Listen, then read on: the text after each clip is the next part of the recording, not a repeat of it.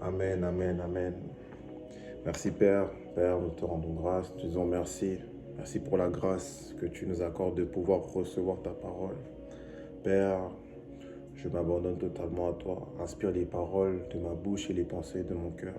Que tu puisses communiquer la pensée à ton peuple. T'avons ainsi prié dans le nom de Jésus-Christ. Amen, amen. Bonsoir. J'espère que vous allez bien. J'espère que vous portez tous bien. Alors, voilà, avant de commencer à partager la parole, j'aimerais prendre le temps de rendre grâce pour la vie de nos pères, de nos pères. Je pense voilà, à l'apôtre Yvan, à l'apôtre Yves, ainsi que leurs femmes respectives, maman Maude et maman Abby, à notre père en Amérique du Nord, pasteur Célestin et maman Renate, pasteur Malou, maman Sandrine et Apé Romaric, ainsi que maman Hermine. Et j'aimerais aussi rendre grâce à Dieu pour la grâce qu'il m'a faite dernièrement. J'aimerais qu'on puisse acclamer le Seigneur pour voilà, la vie de ma femme. Vraiment, je rends grâce à Dieu pour sa vie. Si aujourd'hui je me tiens devant vous, elle a joué aussi un grand rôle dans ma vie pour ça. Donc merci Seigneur pour ce temps. Donc voilà, amen, amen, amen. Bon, voilà, passons au temps de la parole. Donc voilà, moi, ce que le Seigneur a déposé dans mon cœur, c'est une chose qui correspond tout simplement au moment dans lequel nous sommes. Nous sommes au début de l'année. Et qui dit début de l'année, qui dit prendre des nouvelles résolutions. Et voilà, je sais qu'on a souvent tendance à se dire, voilà, début de l'année, on fait nos vision boards, on a beaucoup de choses qu'on aspire à faire. Et puis, voilà, des fois on le fait, des fois on ne le fait pas. Mais en tout cas, on a tous, en tout cas, cette envie de, de, de réussir notre année. Comme la Bible dit, à nos résolutions répondront le succès. Et de ce fait, voilà, le Seigneur m'a mis à cœur de partager sur ça. Et spécifiquement, il m'a donné une parole. On va vraiment s'arrêter sur cette parole-là. Et qui représente tout simplement ça. Puis, c'est une parole qui est dans Ésaïe 54, versets 2 jusqu'à 3. Je lis cette parole. Alors, élargis l'espace de ta tente, qu'on déploie les couvertures de ta demeure. Ne retiens pas, allonge tes cordages et affermis tes pieux, car tu te répandras à droite et à gauche. Ta postérité envahira des nations et peuplera des villes désertes. Amen, alléluia. On peut acclamer pour la parole, on peut acclamer pour la parole. Donc voilà, aujourd'hui, mon message va se baser sur ça.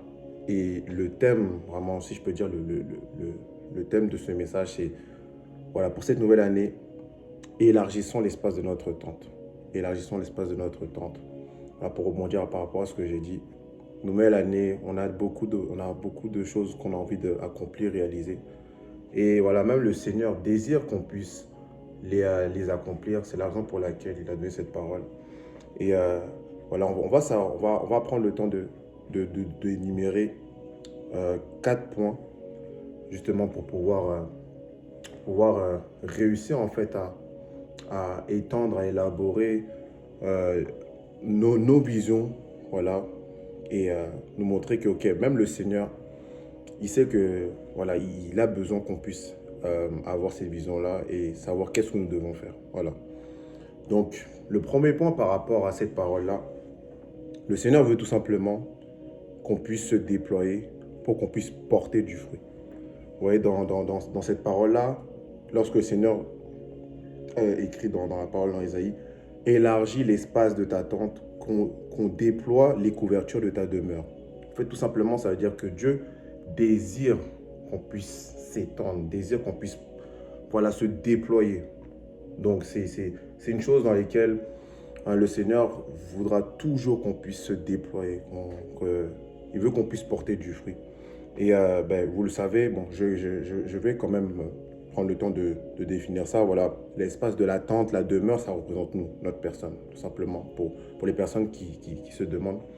Mais voilà, un peu comme ce que le pasteur Yvan disait dans son dernier message, c'est qu'il y a une planification au niveau de notre caractère qu'on doit faire à chaque début d'année. Et le Seigneur, lorsqu'il parle de ta tente, de ta demeure, il se concentre principalement sur ton homme intérieur, ton caractère, ton image et aussi ton âme. Donc voilà, c'est vraiment cette première partie-là. Le Seigneur veut que à l'intérieur de toi, tu puisses te déployer. Et pour ça, ben, voilà, ça va venir au deuxième point. C'est que comme je disais, c'est une instruction, c'est ce que Dieu veut qu'on fasse. Mais maintenant, il va falloir obéir à cette instruction. Alors, quelqu'un dit avec moi, obéissance. Obéissance. On connaît cette parole-là qui dit que mieux vaut l'obéissance que des sacrifices. Et je sais que lorsque le Seigneur donne cette instruction-là, et bien, des fois, c'est difficile. C'est vraiment difficile de la mettre en pratique. Et on va revenir sur la parole dans Ésaïe 54, juste après, lorsqu'il dit « Élargis l'espace de ta tente et que l'on déploie les couvertures de ta demeure. » Et il poursuit en disant « Ne retiens pas ». Quelqu'un dit avec moi « Ne retiens pas ». En fait, c'est tout simplement, lorsqu'on reçoit une instruction du Seigneur, on aura le Seigneur, s'il te dit « Ne retiens pas » avec point d'exclamation, c'est qu'il sait que lorsqu'il te demande une chose, il sait que ça va te demander beaucoup d'efforts, beaucoup de travail, et ça va te demander de sortir de ta zone de confort. Et il le sait que c'est pas facile. Et on a des exemples dans la parole de Dieu. On a Josué, qu'on connaît tous, et voilà, il lui dit, ne t'ai-je pas ordonné, fortifie-toi, prends courage. Même il l'a fait avec Moïse, il l'a fait avec Jérémie, il l'a fait avec Gédéon. En fait, lorsque le Seigneur donne une instruction, il sait que, en fait, nous, dans notre cœur, on a cette habitude-là à se rétracter, à se dire, même si on l'entend, mais il veut qu'on puisse l'obéir. Et en fait, le point d'exclamation, c'est vraiment pour parler à notre âme. Parce que c'est à ce niveau-là que souvent on résiste. Et Dieu vraiment nous appuie cela pour qu'on puisse obéir à sa parole. Et c'est vraiment à ce niveau-là, voilà, la parole nous le dit que voilà, ce sont les violents qui s'emparent du royaume. À ce niveau-là, lorsque le Seigneur te donne une instruction, ça ne va pas être facile. Ça va pas être facile. Mais si tu acceptes voilà, de ne pas te retenir, tu vas sentir à l'intérieur de toi beaucoup de résistance, beaucoup de doutes, beaucoup de peur, beaucoup de limitations. Mais c'est par ça que tu dois passer. Peu importe les objectifs que tu t'es donnés, peu importe la vision que tu t'es donnée, le Seigneur veut que tu ne te retiennes pas. Vas-y, vas-y à fond. Et sache que ça va porter du fruit. Amen. Amen. Et on va poursuivre par rapport au troisième point. Lorsqu'il te donne cette instruction-là, il veut que tu puisses obéir. Et bah, il faut que tu saches que derrière ton obéissance, et bah, à ces plans-là, voilà, pour rebondir, si je peux dire, par rapport à ce que j'ai dit, ça va te demander lorsque tu vas en fait, obéir à ces instructions-là, les objectifs que tu t'es donnés, le plan d'action, voilà, merci si je cherchais le terme, le plan d'action que tu vas te donner, ce sera vraiment cette partie-là où tu vas acquérir des nouvelles compétences, acquérir des nouvelles aptitudes, tu vas te déployer. Et pour revenir encore dans Ésaïe, après lorsqu'il dit ne retiens pas, il poursuit en disant allonge tes cordages et affermis tes pieux. Il finit aussi avec un point d'exclamation. Allonger ces cordages, c'est tout simplement, ça représente toutes les choses que tu vas, par rapport à la vision que tu as, c'est toutes les choses que tu vas faire, que tu vas acquérir. Voilà, les formations, les compétences que tu vas acquérir, les attitudes que tu vas acquérir, c'est ça qui va allonger tes cordages et affermir tes pieux. Ça va permettre à ce que toutes ces connaissances que tu as emmagasinées, en fait, toutes ces choses-là que tu as reçues dans les formations, tout ce que tu acquiers, et que ça devienne des connaissances, ça va affermir tes pieux. Donc, il y a vraiment cette partie-là où, lorsque tu auras tout ça, ça va te permettre de pouvoir allonger tes cordages et vraiment affermir ça. Tu vas avoir des fondements solides. Et après ça, on va vraiment sur l'autre point. Non, ça c'est toujours le même point. Mais il poursuit, je vais retourner dans la parole, qui dit que lorsque tu allonges tes cordages et tu affermis tes pieux, il dit car tu te répandras à droite et à gauche. Tout simplement, c'est que lorsque tu vas acquérir ces nouvelles compétences, ces nouvelles aptitudes, et ils seront là en toi, quand tu vas commencer à les mettre en pratique, c'est là que tu vas commencer à te répandre. Vous savez, la parole nous dit souvent que lorsqu'on reçoit la parole de Dieu et qu'on la comprend, le Seigneur Jésus insiste beaucoup sur le fait que nous devons mettre en pratique la parole. Et c'est lorsqu'on la met en pratique, c'est là qu'on commence à gagner de la place, on commence à gagner en stature. La Bible dit si bien que voilà, lorsque Jésus-Christ était assis au milieu des docteurs, dans Luc, il les écoutait et il posait des questions. Ça, c'est vraiment la dimension de allonger ses cordages et affermir ses pieux. Poser des questions et écouter. Et il poursuit derrière, Jésus-Christ croissait en stature, en sagesse et en stature. Vous voyez, c'est cette partie-là. C'est cette partie-là que quand le Seigneur dit, car tu te répondras à gauche et à droite, tu vas commencer à prendre de la place. Donc c'est parti. C'est pour ce point-là, qui est le, si je ne me trompe pas, c'est le troisième. C'est vraiment cette partie-là. Tu acquiers tes compétences, tu acquiers toutes les choses que tu as besoin. Et puis tu vas commencer à prendre de la place. Tu vas te répandre. Et puis on va aller au dernier point, qui est, après avoir fait tout ça, c'est... Voilà. C'est le dernier point, c'est tu vas devenir une source de bénédiction pour des multitudes. Il faut savoir que lorsque le Seigneur te donne une instruction, lorsqu'il te donne une vision, il faut que tu saches qu'à la fin de ta vision, ce sera bénéfique pour les autres. Ce sera bénéfique pour que tu puisses être voilà, une source de bénédiction. Et pour revenir dans Ésaïe 54, versets 2 à 3, il dit que car tu te répandras de droite à gauche, et poursuit, ta postérité envahira des nations et peuplera des villes désertes. Donc c'est vraiment dans cette dimension-là. Lorsque tu commences à mettre en pratique, lorsque tu commences à être en action avec toutes les compétences que tu as acquises, tu vas commencer à porter du fruit. Tu vas commencer à gagner en stature et tu vas également, en fait, lorsque tu vas venir, les gens vont le voir et ce que tu as, en fait, tu vas commencer à être toi-même une grâce. Voilà la dernière partie que j'ai pu dire par rapport à Jésus-Christ lorsqu'il était dans le temple. La Bible dit que après ça, il a gagné en sagesse, en stature et en grâce.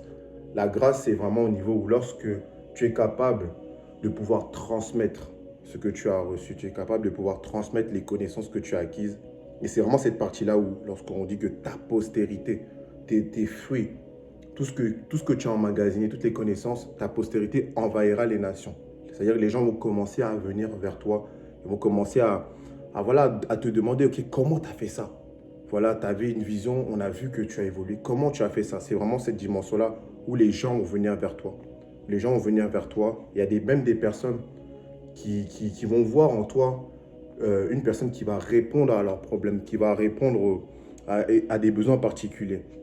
Donc c'est vraiment dans cette dimension-là que lorsque tu mets en pratique toutes les connaissances, tout ce que tu as pu emmagasiner, les gens vont venir vers toi. Tu seras une source de bénédiction. Tu seras une source de bénédiction. Et voilà, il faut que tu saches que ce message est simple et mais il tombe à point parce que c'est le début de l'année. Et le Seigneur désire vraiment que chacun d'entre nous, sûrement tu as fait un vision board, je ne sais pas, mais en tout cas, je t'encourage à le faire si tu ne l'as pas fait, c'est important. Peut-être pas à la forme comme tu le vois, tout ça, mais fais-le. Assis-toi, dis-toi, ok, voilà Seigneur, qu'est-ce que tu voudrais faire avec moi cette année? Et laisse-le te parler et tu verras qu'il y aura des choses pour lesquelles ça va te sembler assez simple, si je peux dire ça comme ça, mais il y en aura d'autres, tu vas voir que wow, ça va te faire sortir de ta zone de confort. Et sache qu'à ce moment-là, pense à cette parole-là, pense au fait que, ok, voilà le Seigneur veut que il veut que tu puisses sortir de ta zone de confort. Sortir de ta zone de confort, aller te former, acquérir des compétences, acquérir des attitudes, acquérir des connaissances pour que après ensuite tu puisses les utiliser, de mettre en pratique ça pour que tu puisses porter du fruit et que ça soit visible non seulement pour toi mais aussi pour les autres et tu vas être cette source de bénédiction-là. Donc vraiment, j'aimerais juste nous encourager à nous lever et puis prier. Peut-être que toi, tu n'as pas encore eu, on va dire, une vision ou des choses que tu as à cœur à faire. Mais voilà, on va juste prier pour que le Seigneur puisse déposer dans ton cœur au moins une vision, au moins une chose dont tu sais que, ok, voilà, Tu sauras que lorsque le Seigneur va te demander, je ne sais pas, de monter une entreprise, ben là, tu vas te dire, wow, d'accord. Et tu vas penser à ce plan-là. Donc, rapidement, on va prier. Je vais prier. Père, Seigneur, je te demande pour toutes les personnes qui n'ont pas encore eu le temps de faire leur vision board, qui n'ont peut-être pas encore établi des plans bien précis. Père, je te demande maintenant, dans le nom de Jésus-Christ, de déposer dans leur cœur une vision, Seigneur Père, une instruction pour eux. Et je prie que, Seigneur, lorsqu'elle va arriver dans leur cœur, qu'ils puissent se souvenir de cette parole. Que, Seigneur, tu désires qu'ils puissent porter du fruit. Tu désires que, voilà, même si elle semble être dure, qu'ils puissent obéir, qu'ils puissent ne pas se retenir et qu'ils décident de passer à l'action en allant chercher ce qu'il leur faut pour pouvoir mener à but cette vision. Et pour qu'à la fin, Seigneur, ils puissent devenir une source de bénédiction pour les autres. Merci, Père, pour cela. C'est dans le nom de Jésus-Christ que nous avons ainsi prié. Et nous disons Amen. Amen, Amen. En tout cas, j'espère que ça vous a béni. Et on se retrouve à la fin de l'année. À la fin de l'année, on pourra dire, ok, voilà, tu me diras si tu as accompli ces choses-là et on bénira le Seigneur pour cela. En tout cas, soyez bénis. Dieu vous aime.